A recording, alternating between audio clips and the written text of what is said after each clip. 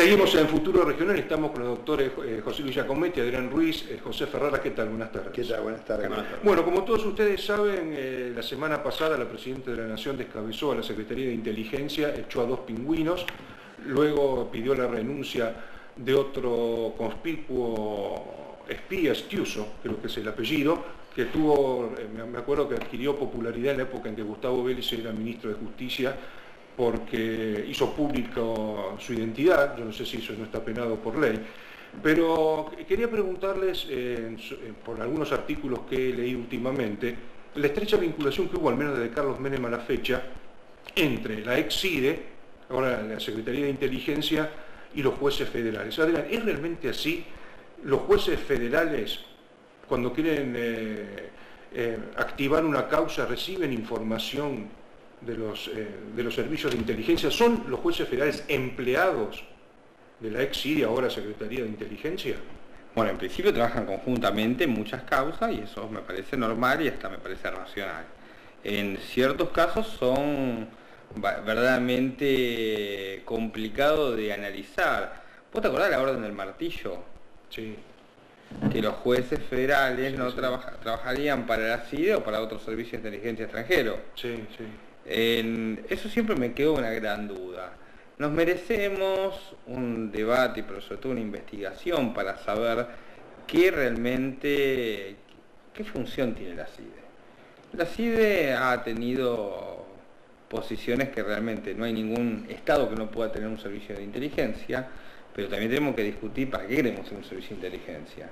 A mí no me interesa que tenga un servicio de inteligencia para saber qué va a comer Massa o si Cristina esta noche va a hablar con Scioli o va a hablar con Randazzo. Eso realmente me parece que es una forma de obtener información para apretar a los políticos. Volviendo al tema judicial, que es el tema que vos lo ponés en la palestra, no considero que los jueces son empleados de la CIDE, pero a veces hay tantas asociaciones que terminan siendo, o tan promiscuos que terminan siendo socios. Socios en diferentes puntos, que realmente debe ser intolerable en un Estado de Derecho. José, apelo a toda tu experiencia como policía, porque se habla mucho que, en el sentido de que ahora, con este descabezamiento de la Secretaría de Inteligencia, todo el aparato de inteligencia, todo el sistema de inteligencia ha recaído en manos del general Milani, que es un experto precisamente en inteligencia. Corregime si la ley prohíbe al ejército hacer inteligencia interna. Sí, la ley en realidad, vamos a empezar por algo. Milani es un hombre especializado dentro de la fuerza en el arma de inteligencia. Inteligencia es un arma dentro del ejército, dentro de la fuerza, es un arma, es una determinada, como uno dice, un hombre de combate, un hombre de ingeniería, un hombre de inteligencia. ¿Qué es lo que hace las centrales de inteligencia? Cada fuerza tiene una central de inteligencia, o un servicio de inteligencia, que permite analizar dentro de la fuerza cada uno de los aspectos que tienen internacionalmente, si es ejército, policialmente, si es traer información dentro del interior, o de gendarmería, que trabaja con toda la zona de la región propia que tiene caracterizado dentro de la ley. Eso es por ley. La CIDE es un servicio de inteligencia del Estado, que su misión es justamente trabajar interna y externamente reuniendo información o inteligencia, analizándolo, haciendo los cuadros de inteligencia, a los fines de que el Estado esté enterado de todo lo que pasa interior y exteriormente.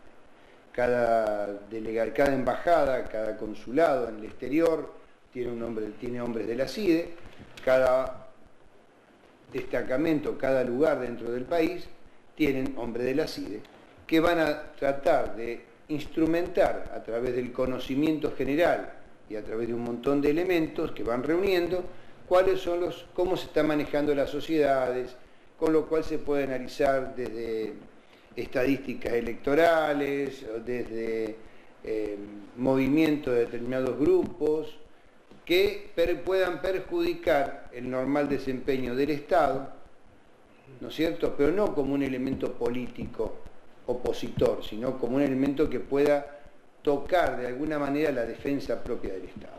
Estamos hablando de defensa propia del Estado. Después, como todo ser humano y como todo hombre, tenemos debilidades.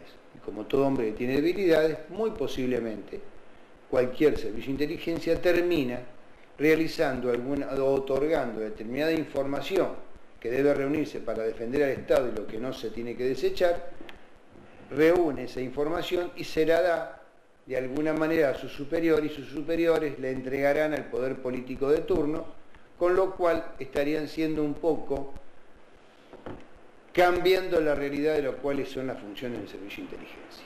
El servicio de inteligencia, ya vuelvo a repetir, es para cada arma, es avanzar sobre todo lo que es política exterior o interior en lo que es la parte policial, que la policía tiene que traer el dato, que después le permita al hombre de investigaciones seguir investigando un poco más profundamente sobre determinadas cosas.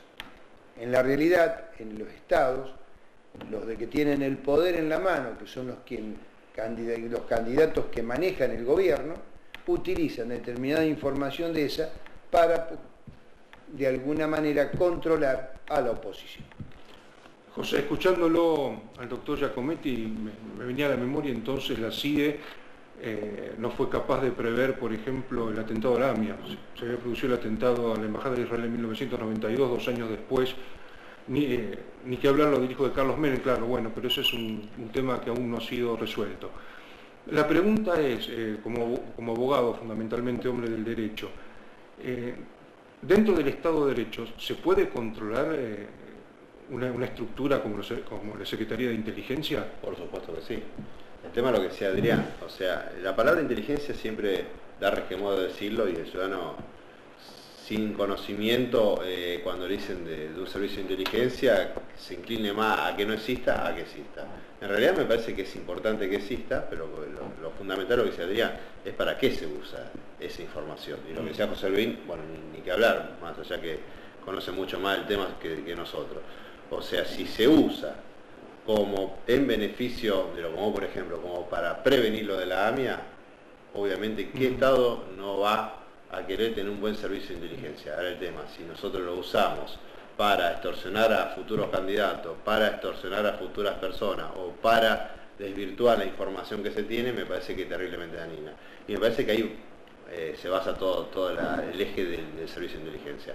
No solamente lo de la AMIA, ni siquiera cuestiones mínimas que se ha tenido, que incluso después con posterioridad sale por internet, que se ha habido desmanes y hasta muerte, cuando se sabía de antemano dónde se iban a reunir, qué es lo que iban a hacer, hacia qué punto iba a haber, que iban a ir hacia el obelisco, y ni siquiera se ha intentado, por ejemplo, disminuir los focos de personas y empezar a minimizarlo como para poder controlarlo. Me parece que se le está dando un uso mal, y contestando a tu pregunta, obviamente se puede controlar.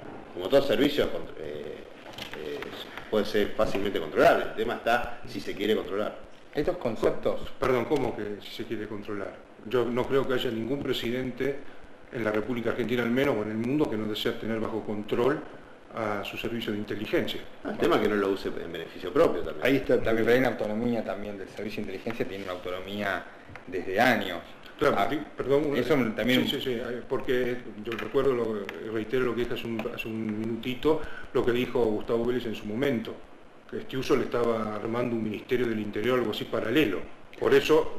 Hay una autonomía de los servicios de inteligencia, pero no solamente en Argentina, sino en todo el mundo. La CIA también tiene... yo no creo que Obama acepte las torturas y la CIA torturaba. Hay que tener en cuenta que son estructuras burocráticas que dejan de servir a un Estado, sino para lo único que persiguen es defender su propia estructura. Sí. La CIA está más preocupada en la CIA que en Estados Unidos, y eso es un gran problema. Y hay dos conceptos fundamentales que tenemos que saber del Estado de Derecho. Uno es eficiencia y otro es justicia. Sí. Justicia siempre tiene que primar sobre eficiencia. ¿Entendés lo que te digo? Sí, a ver. Es preferible pecar por ineficaz o ineficiente que por injusto. Y parece que son las mismas cosas, pero ¿Vos te imaginás sufriendo el costo de la injusticia? ¿Te imaginás estar en este momento en prisión por un delito, por una acción que no cometiste? Sí, claro.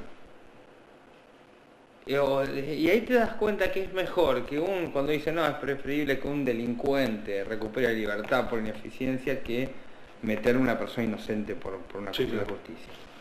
El servicio de inteligencia tiene que depender del Estado y tiene que eliminar esa autonomía. Su lucha del Estado de Derecho es contra esa autonomía. Ferrara dice, ¿lo puede dominar? Sí, bueno, la mejor forma de dominarlo es eliminar esa autonomía, que depende de un Estado de Derecho. Sí, clarísimo. Y como depende del Estado de Derecho, el servicio de inteligencia se amolda. Cuando uno lo deja hacer, porque cuando yo le hago hacer una investigación ilegal, también le estoy dejando hacer que haga otras cosas. Sí, claro. Después, claro, no se puede controlar. Le perdió el respeto al poder político. Ahora, José, en el caso particular de la Presidenta de la Nación, al designar a Oscar Parrilli, un hombre de su extrema confianza en la Secretaría de Inteligencia, me parece lógico en el sentido de que puso precisamente en ese cargo a alguien de su más absoluta confianza. Supongo que se va a rodear de gente capaz. Yo no sé si Parrilli sabe algo de espionaje. Bueno, pero quiere decir, primeramente no sé si espionaje. Yo creo que lo primero que quiso significar con esto es que pongo a alguien de mi confianza para que sea el hombre que me asesore a mí en muchas cosas. Pues yo estaba por hacer un comentario y creo que va a tener referencia con esto. Acá vemos, siempre decimos, la policía comete un abuso de autoridad y había que controlarla por los abusos de autoridad que cometía cuando producía bla, bla, bla, bla. Nunca se dijo, o sí se dijo en algún momento, que los servicios de inteligencia, los servicios de informaciones, lo que hacen es cometer abuso de autoridad.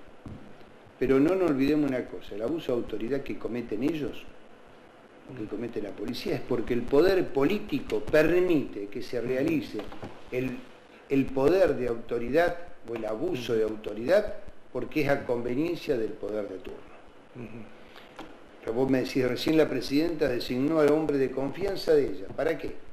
Para que ella pueda dar una orden y ese hombre de confianza pueda hacer de su riñón, pueda ser lo más confidente y pueda darle toda la información que ella necesita, sin tomar en cuenta a lo mejor que alguna información de esa podría estar en contra de su propio gobierno.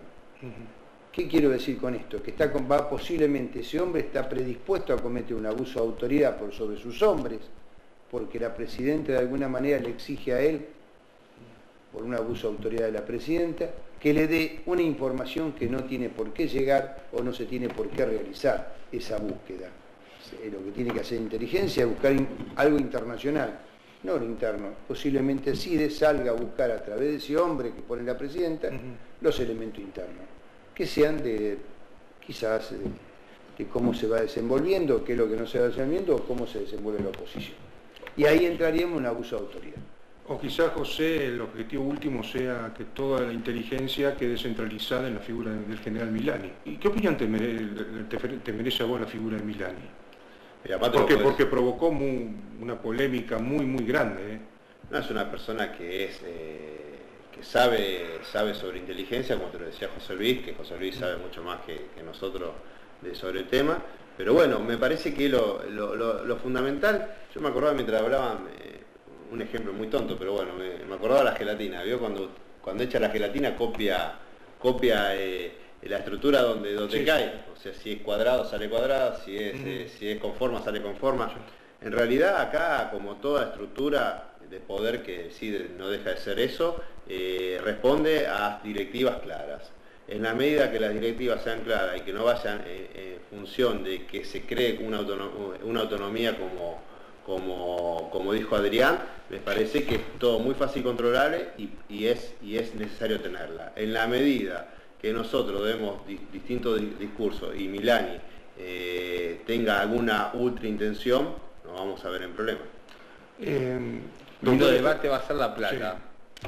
Sí. ¿Cuánta plata maneja el FIDE? Y bueno, los fondos reservados, por eso es otra cuestión que cuando haya en otro momento lo podemos analizar. Ese es uno de los puntos que analizar. Ahora, si les parece, hacemos una muy breve pausa, estimado director, y luego continuamos con Futuro Regional.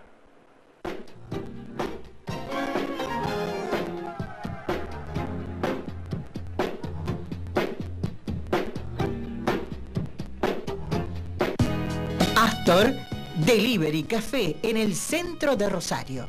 Desayunos y meriendas, completos, clásicos y light, minutas y platos ejecutivos gourmet. Consultar menú del día. Hace tu pedido al 679-9898. Astor Delivery Café en el centro de Rosario.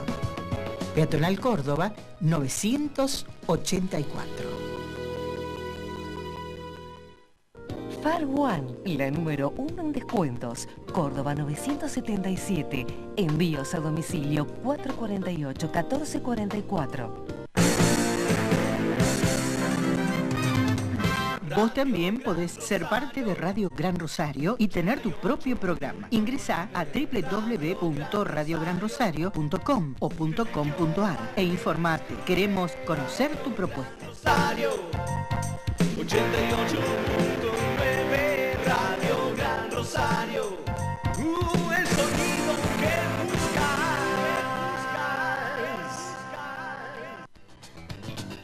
Club Policial Rosario te invita a disfrutar sus instalaciones en Ricardone, hasta con un 30% de descuento. Cabañas, piscina, cancha de fútbol, espacios verdes con parrilleros, polígono para aire comprimido, también salón de eventos. Club Policial, consultá en Entre Ríos 251 o al teléfono 0341 424 3949. Club Policial Rosario, pasá un verano en familia. Te esperamos.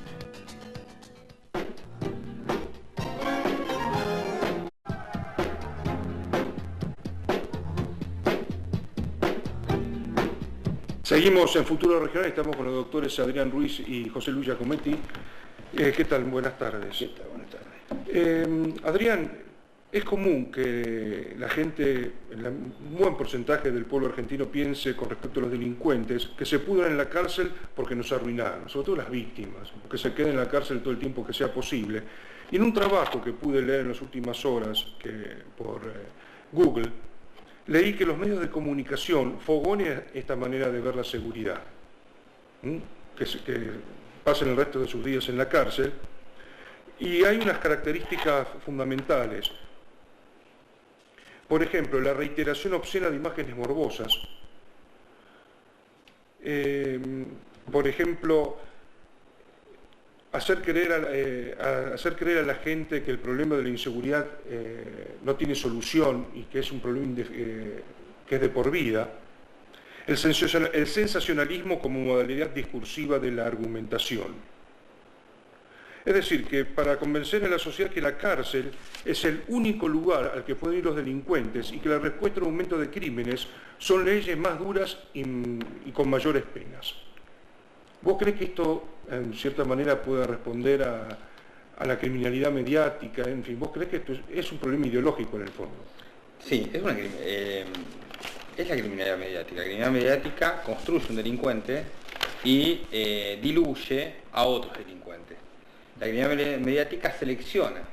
Por ejemplo, nunca el narcotraficante, que es una persona que vive en una villa de emergencia, que atiende a través de una ventanita al búnker y vende droga. Eso es narcotraficante para la criminalidad mediática. No lo es la agencia de Porsche que se encuentra al lado de un shopping que le está levando el dinero al narcotráfico.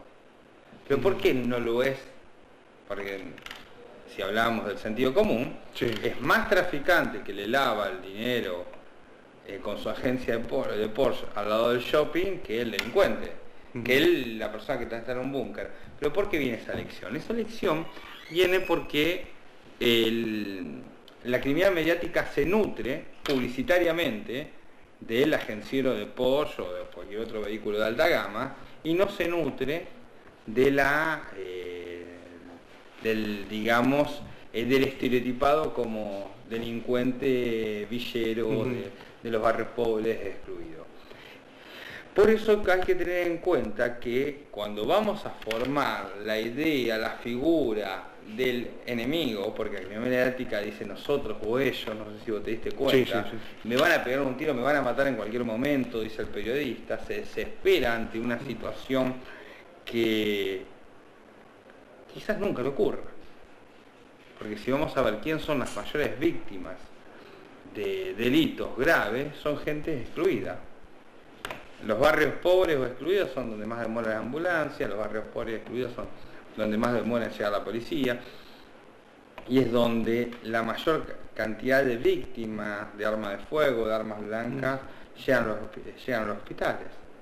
Entonces, la criminalidad mediática responde a un sentido, a una coherencia que es la coherencia de empresa. La empresa crea un producto, el producto es el delito y el delincuente. A través de eso negocia con el Estado político, porque nosotros que desde la Cámara de Abogados Penalistas y desde el Foro Carrara, y lo dijimos en su momento en el Instituto de Derecho Penal, el derecho penal es selección, y sobre esto existió hace 100 y pico años un positivismo criminológico que hemos hablado, Garófalo, Lombroso, Ferri, que seleccionaban quién iban a ser las personas que iban a ir preso. Eso fue una asociación de la vieja policía con los médicos. Ahora, esa asociación de policía y los médicos se ha quedado sin un sustento. ¿Por qué? Porque la policía quedó desprestigiada por su servicio al poder político. Los médicos quedaron desprestigiados después de Auschwitz. Sí. ¿Qué queda? ¿Quién le puede dar legitimidad? ¿Quién puede estar con la musiquita dando con temas que interesa? ¿Quién es los medios de comunicación? Y ahí se construye la criminalidad mediática. Y José, yo cuando veo en muchos programas de televisión que se trata este tema de la inseguridad a manera de show, ¿vos crees que eso que eso ayuda a resolver el problema? No, ¿Es contraproducente? Eso no ayuda a solucionar el problema. Ahí hace muchos años, cuando hice el primer curso de droga, estoy hablando de muchos años, cuando apenas empezaba a vislumbrar lo que era la droga, un viejo profesor, un comisario general retirado ya, y fallecido inclusive, decía siempre una palabra, que a medida que iba avanzando la droga, que iba empezando a aparecer la droga, en muchos de los aspectos de la sociedad, que era muy poquita en ese entonces, la droga la manejaba determinadas personas muy adineradas de la ciudad de Rosario, por ejemplo, de la provincia de Santa Fe o del país mismo, que usaban droga de muy buena categoría, muy buena calidad. Decía que cuando esto se empiece a generalizar va a ser incontrolable, pero va a ser incontrolable no por el hecho de que no se va a poder controlar el consumo, no se va a poder controlar la producción, sino porque la misma droga, para poder vender más, va a empezar a utilizar distintos elementos. Por ejemplo, vamos a hacer la gran campaña ante la droga pagada por la agencia Piripipí, venta de automóviles de lujo. Vamos a aplicar de que el señor fulano de tal, gran artista va a colaborar con su campaña contra la droga, contra el SIDA, pero en realidad lo que están haciendo es que esa gente que está haciendo esa campaña muchas veces va a ser la que está directamente involucrada obteniendo ganancia directa de la droga. Después, más adelante, cuando uno va creciendo y va leyendo y va viendo lo que va pasando en el mundo, nos encontramos, por ejemplo, con lo que pasó con Colombia. Y encontramos que los grandes carteles de la droga subvencionaban canchas de fútbol, subvencionaban escuelas, en lugares de recuperación de adictos. Si estudiamos en las zonas de aquí de Rosario, con la muerte de Cantero, apareció una cancha de fútbol con la figura de Cantero porque era el que subvencionaba la cancha de fútbol.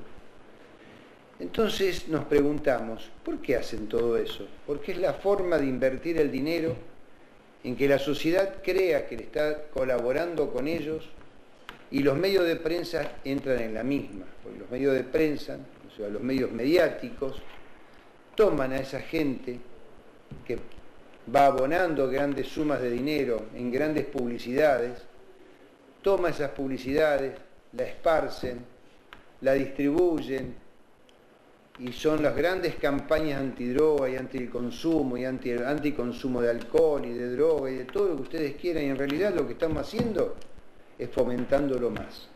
¿Para qué? Para que algunos ganen con los que pierdan otros. Cuando muchas veces combatimos el cigarrillo, decimos el cigarrillo mata, sí. Y decimos el cigarrillo mata y lo prohibimos fumar dentro de un bar. Entonces, por ejemplo, encontramos un lugar donde decimos vamos a fumar marihuana al aire libre porque es libre. ¿No estamos también fomentando fumar con eso? Sin embargo, se fomenta la marihuana para que se fume en parques libres, que sea libre la persona que quiera fumarlo. ¿Por qué si yo quiero fumar cigarrillo no puedo? Entonces, ahí nos empezamos a encontrar y a ver cómo lo mediático pesa en el balance de las ganancias y las pérdidas, como decía recién Adrián. Sí. No, perseguimos al del búnker, pero no perseguimos al que vende el Porsche, o el que vende la Ferrari, o al que compra departamentos sobre la costa. Y a lo mejor está vacío, cuando hay tanta gente que necesita vivienda en muchos lugares. Está muy claro. Adrián, ya muy rápidamente, para finalizar, ayer lo escuché a un precandidato presidencial, Sergio Massa, en el programa de Luis Majul. Cuando no solo él, pero los precandidatos en general, cuando tocan el tema de la inseguridad, son ideas generales. ¿Vos crees que realmente en el fondo saben lo que tienen que hacer? Muchos saben lo que tienen que hacer, pero no lo dicen, porque podría ser contraproducente a su campaña electoral. Creo que decir qué es lo que hay que hacer no es políticamente correcto, ya sea cualquiera de las ideologías que se tomen. Sí, en el ejemplo de Carlos Menem, cuando dijo que si yo hubiese dicho lo que iba a hacer en la campaña preelectoral en el 89, no me hubieran votado. Ese es uno de los problemas que a mí más me asusta, porque al no saber, está bueno que me digan, mira, yo voy a hacer esto y lo voy a cumplir, y aguantarse la que se viene, para bien o para mal de lo que yo opino. Pero me parece que en este punto la mayoría lo que hacen es dormir la pelota, quieren tratar de pasar sus 4 años, 8 años de gobierno sin que tener ninguna gran explosión y sostenerse a una asociación mediática y policial y que le sostenga el problema y que sea el problema del futuro. Pero nadie afronta el verdadero problema, que es resolver el problema de la seguridad a través de la política, a través de resolver el tema de la policía, porque la policía hay que resolverlo, no hay que hacerlo parte del problema, hay que resolver el problema de la policía. Seguro.